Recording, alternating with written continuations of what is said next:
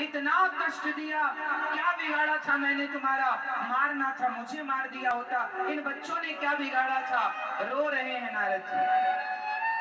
अच्छा ये बताओ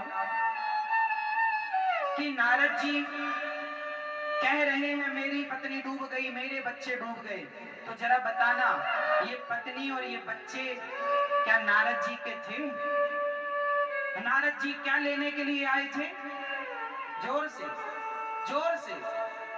पानी आए थे, पानी लेने आए थे किसी और काम से और उलझ गए किसी और काम में। बोलो हाँ।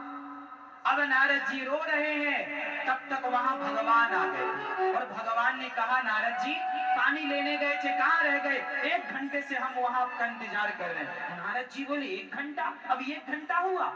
बोले हाँ, तो कितना? 1 घंटे ही तो हुआ। नारद जी बोले हे भगवान, 1 घंटा में हमारे 2 बच्चे हो गए।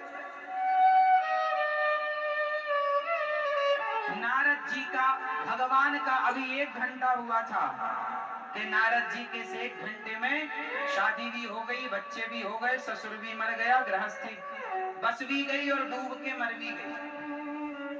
अब नारद जी को पता लगा कि राम राम, मैं तो पानी लेने निकला था और मैं कहाँ उलझ गया। अब नारद जी को पता चला कि मैं कौन हूँ? मैं तो नारद हूँ, मैं तो नारद हूँ। और मैंने अपने आप को किसी का बाप समझ रखा था, मैंने अपने आप को किसी का पति समझ रखा था। भगवान बोले यही मेरी माया है, आपने अपने आप को किसी का बाप समझ लिया, किसी की माँ समझ ली, जबकि आप किसी के बाप नहीं। आप आए किसी और काम के लिए थे, पर यहाँ उलझ गए। वो नारद कोई और नहीं, आप सब वो नारद यहाँ बैठे हैं। कोई 2 बच्चों में उलझा पड़ा है, कोई 4 बच्चों में, किसी की पत्नी से कोई परेशान तो कोई पति से परेशान। आप वो हो ही नहीं जो आप अपने आप को समझ रहे हैं। नारद जी थे नारद जी, पर उन्होंने अपने आप को किसी का पति, किसी की पत्नी, किसी का परिवार, किसी का दामाद, किसी का राजा मान बैठा। यही अज्ञान है।